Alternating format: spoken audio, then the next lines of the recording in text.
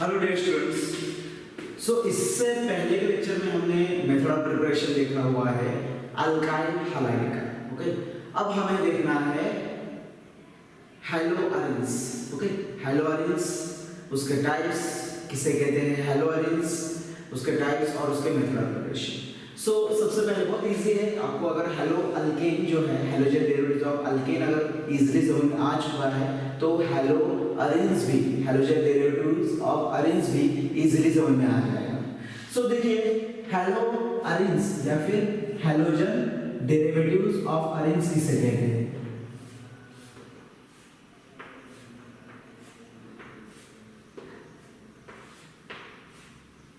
यहां पर आप देख सकते हो ये एक एरोमेटिक हाइड्रोकार्बन है बेंजीन, और ये इसे अटैच है हैलोजन, यानी कि hello arenes, hello aromatic, hello aromatic यानी हेलो अरीन्स। ओके, अब इस हेलो अरीन्स को अगर आप स्टडी करोगे तो यहां पर आपको नजर में आ जाएगा कि इस तरह का एरोमेटिक हाइड्रोकार्बन है जिसमें हाइड्रोजन एटम मौजूद है, इसलिए इसे कहते हैं hello arenes, hydrogen derivatives of arenes.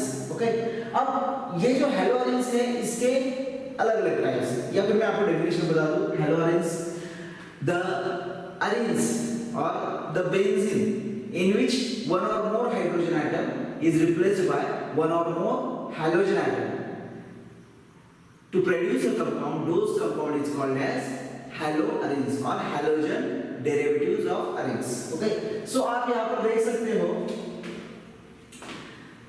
इसके टाइप्स भी इस पर ही डिपेंडेंट है, इसमें जो नंबर ऑफ हाइड्रोजन एटम्स होंगे उस पर वो डिपेंड होंगे।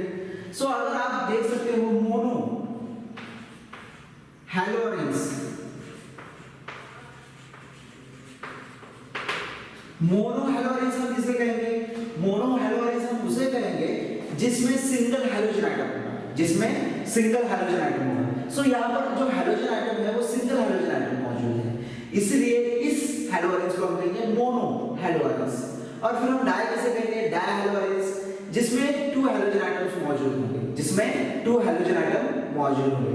और ट्राई हैलोअरीन्स हम किसे कहेंगे, जिसमें थ्री हाइड्रोजन एटम्स मौजूद होंगे, जिसमें थ्री हाइड्रोजन एटम्स मौजूद होंगे। टेट्रा जिसमें फोर हाइड्रोजन एटम्स मौजूद होंगे, पेंटा जिसमें फाइव हाइड्रोजन एटम्स मौजूद होंगे। ओके, इस तरह से जितने नंबर ऑफ हाइड्रोजन एटम उसमें मौजूद होंगे उस पर डिपेंडेंट उसके अलग अलग टाइप्स होंगे, mono haloarenes, di, tri, tetra, okay, penta.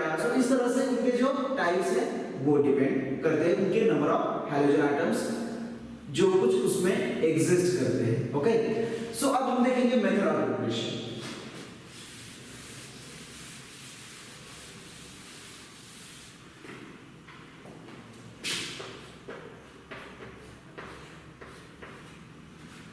Method of preparation of haloarenes. अब method of preparation of haloarenes में सबसे पहले हम देखेंगे इलेक्ट्रोफिलिक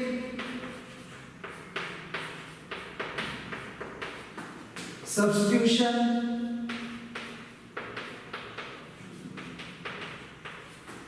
रिएक्शन,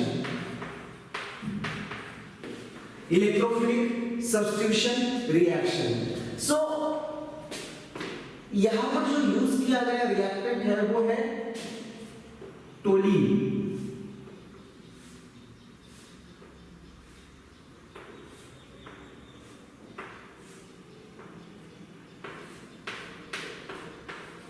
ये हुआ टोलीन। ओके, ये हुआ टोलीन।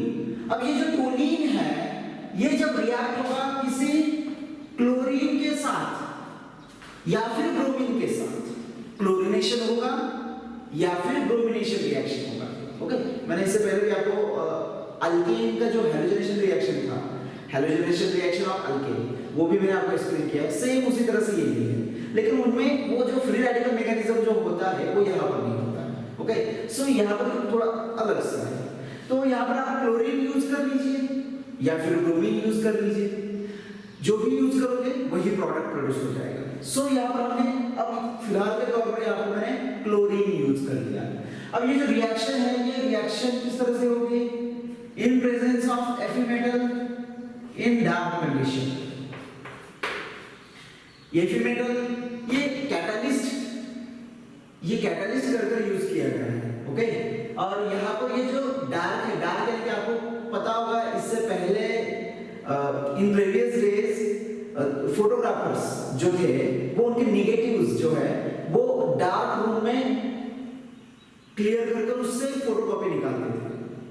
सो उस समय पर वो डार्क रूम में क्यों करते थे? क्योंकि उस फोटोकॉपी को जब आप निकाल रहे हो उस नेगेटिव से, सो उस समय पर कुछ अलग से रिएक्शन होकर उसमें जो क्लियरिटी होगी फोटोग्राफ में वो इफेक्ट ना करे, वो अच्छी तरह से फोटोग्राफ जो है, वो फोटोकॉपी जो है वो अच्छी तरह से क्लियरली डिस्प्ले करे। इसलिए उस समय पर डार्क रूम में जो है वो नेगेटिव्स धोया करते थे। ओके, सो उस समय पर इस तरह से किया कर, सेम इसी तरह से यहाँ पर भी हमें डार्क कंडीशन, एक डार्क रूम होगा या फिर डार्क एनवायरनमेंट होगा जहाँ पर कोई भी सनलाइट नहीं है। अगर सनलाइट आ जाएगा तो कुछ अलग सा रिएक्शन हो सकता है, वो इफेक्ट कर सकता है। इसलिए आपको डार्क एनवायरनमेंट में ये रिएक्शन कैरी आउट करना है। सो यहाँ पर ये जो क्लोरीन है, क्लोरीन में 2 एटम्स है, तो यहाँ पर हम लेंगे 2 क्लोरीन और यहाँ पर लेंगे हम 2 टोलीन।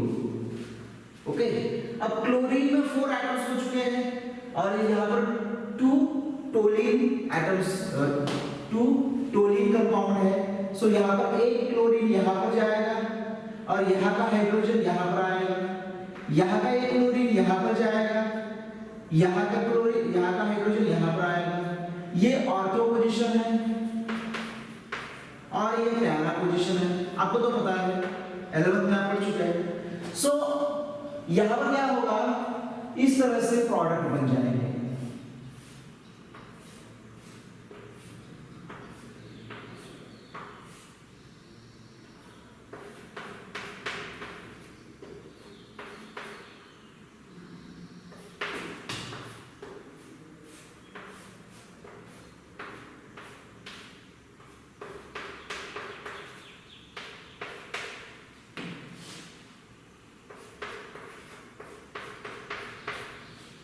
ओके, अब ये बन चुका है ऑर्थोक्लोरोटोलीन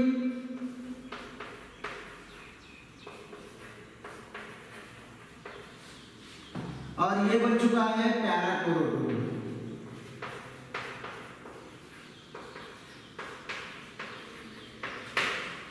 सो इस तरह से ये जो प्रोडक्ट्स है, इन प्रोडक्ट्स, ये प्रोडक्ट्स जो है ये बन जाएंगे ऑर्थोक्लोरोटोलीन एंड पैराक्लोरोटोलीन।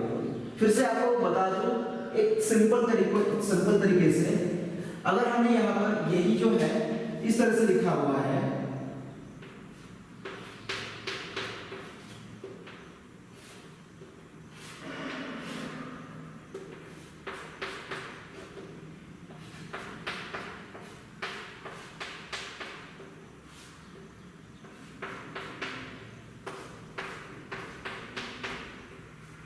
ओके, जो ये फॉर्मेट है वही ये है, यही ये है, यानी सिर्फ मैंने यहाँ पर आपको कार्बन और हाइड्रोजन जो है वो सब दिखाई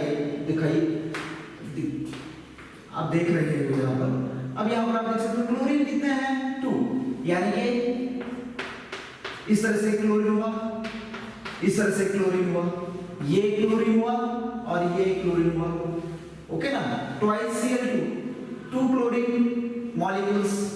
तो यहाँ पर ये क्लोरीन जो है, यहाँ का ये जो क्लोरीन है ये इस हाइड्रोजन को रिप्लेस करेगा और ये हाइड्रोजन इस क्लोरीन की जगह चला जाएगा। उसी तरह से ये जो क्लोरीन है ये इस जगह पर आएगा, इस हाइड्रोजन की जगह, और ये जो हाइड्रोजन है ये इस क्लोरीन की जगह चला जाएगा। सो इस तरह से ये 2 अलग-अलग प्रोडक्ट्स बनेंगे। ये मॉलिक्यूल 2 है, देखिए 2 मॉलिक्यूल्स हैं, अलग-अलग मॉलिक्यूल्स पर अलग-अलग इफेक्ट, एक ऑर्थो की जगह पर अटैक होगा और एक पैरा की जगह पर।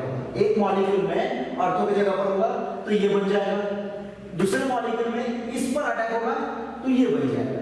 तो इस तरह से ये 2 अलग-अलग प्रोडक्ट्स जो है ये आपको मिल जाएंगे, सो यही है इलेक्ट्रोफिलिक सब्स्टिट्यूशन रिएक्शन। अब electrophilic means replacement of electrophile, stronger electrophile replaces weaker electrophile. Okay, इस तरह से तो इलेक्ट्रोफिलिक सब्स्टिट्यूशन।